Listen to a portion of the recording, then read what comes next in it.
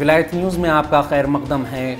अमेरिकी अखबार wall street journal ने आज अपनी एक रिपोर्ट में अमेरिकी दिफाई हुक्काम के हवाले से दावा किया है कि गज़ा पर इसराइल के ज़मीनी हमले की सूरत में पेंटागन 2000 फ़ौजियों के साथ तल अवीव की मदद करने को पूरी तरह आमादा है।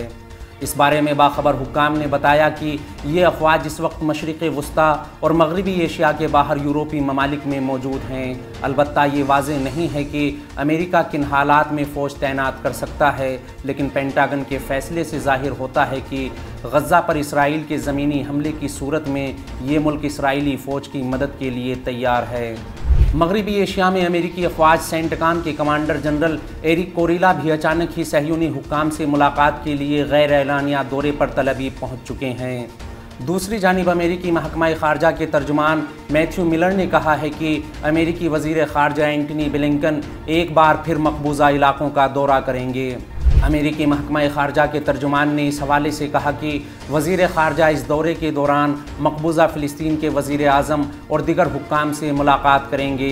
वहीं बेगुनाह फ़िलिस्तीनियों के ख़िलाफ़ अमेरिका और मगरबी ममालिक की हिमायत से मुसलसल जारियत कर रहे इसराइल को रोकने के लिए ईरानी हुक्काम की कोशिशों के बाद अब ईरानी अवाम ने भी इसराइल के ख़िलाफ़ मैदान में उतरने का ऐलान किया है।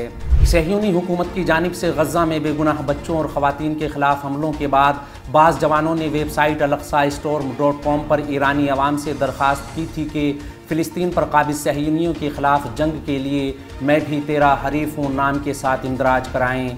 72 घंटे से भी कम अरसे में 30 लाख से ज़ायद अफराद ने मकबूजा फ़िलिस्तीन में सहयूनी हुकूमत से मुकाबले के लिए आमादगी ज़ाहिर की है। हालांकि रजिस्ट्रेशन का सिलसिला अब भी जारी है।